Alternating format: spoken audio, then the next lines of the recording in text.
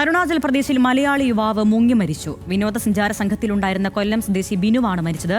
മലപ്പുറം സ്വദേശിയായ യുവാവിനെ കാണാതായി. വിവരങ്ങളുമായി പ്രസാദ് ഉടുമ്പശ്ശേരിയുണ്ട്. പ്രസാദ്, എപ്പോൾ എവിടെ വെച്ചാണ് ഈ അപകടം ഉണ്ടായത്? എന്താണ് നമുക്ക് ലഭിക്കുന്ന വിവരങ്ങൾ? അരുണ്യ, ഇന്ന് ഉച്ചയ്ക്ക് ശേഷമാണ് അരുണാചൽ പ്രദേശിലെ തവാങ്ങിൽ ഈ അപകടം ഉണ്ടാകുന്നത്.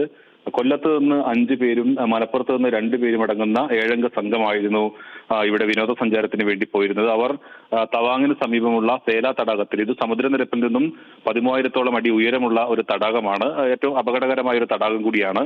ഇതിൽ ഐസിന് മുകളിലൂടെ, തടാകത്തിന് മുകളിൽ അന്ന് ഐസ് ഉണ്ടായിരുന്നു, ഐസിന് മുകളിലൂടെ നടക്കുന്ന സമയത്ത് ഇവർ സമീപത്തെ വെള്ളത്തിലേക്ക് വീഴുകയായിരുന്നു എന്നുള്ളതാണ് സുഹൃത്തുക്കൾ പറയുന്നത്.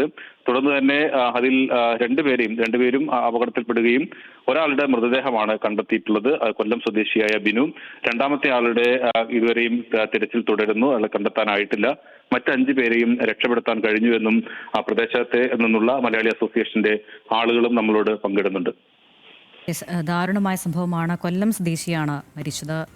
പ്രസാദ് ഉടുമ്പശ്ശേരിയാണ് ഈ വാർത്തയുടെ വിശദാംശങ്ങൾ നൽകിയത്.